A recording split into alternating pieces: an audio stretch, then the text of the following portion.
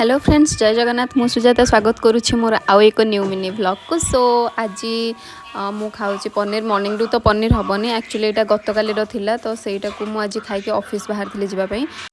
बरमुंडार आज गोटे पार्सल देवार थिला, कारण मो झील मुझे किसी किणाकिणी करके रखी। सो सहीटा देवाई मुझे बरमुंडार पहुँची जाइली, जोठार सौंदर्यता देखी मु पूरा मोहित हो जाइली, पूरा आखिरी गड़िया मुझे। ऑफिस रू आसला परे आमे स्नैक्स रे आज खाइथिलु corn stick and chicken chop आउ चिकेन रो सेटा कोन गोटे थिला चिकेन फिंगर, एमती समथिंग जहाँ भी हो खाईदेले पेट को गले गला। एक्चुअली समस्त मत कहते एत खाऊँ जाऊँगी गोटे, एक्चुअली मु भी जानी समस्त क्वेश्चन आंसर देवाक मु कौन करी। एक्चुअली मु सतरे खाऊँ जो जाऊँगी गोटे, यहाँ तो भाबार कथा, बट लेट इट आउ मु भी कौन करी। आउ चा तो सबुथ आपण मैंने जमी जानते चा सबू खाइबार मोर रहिबो। सो चा भी मुझे पीली।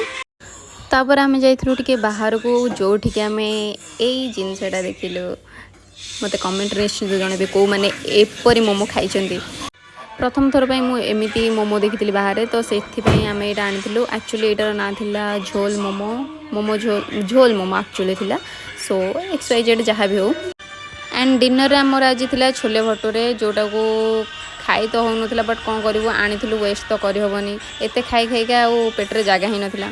तो आज भिडियोटी एतिकी रहुची। Bye bye. जदि भल लगी तो लाइक शेयर सब्सक्राइब करेंगे।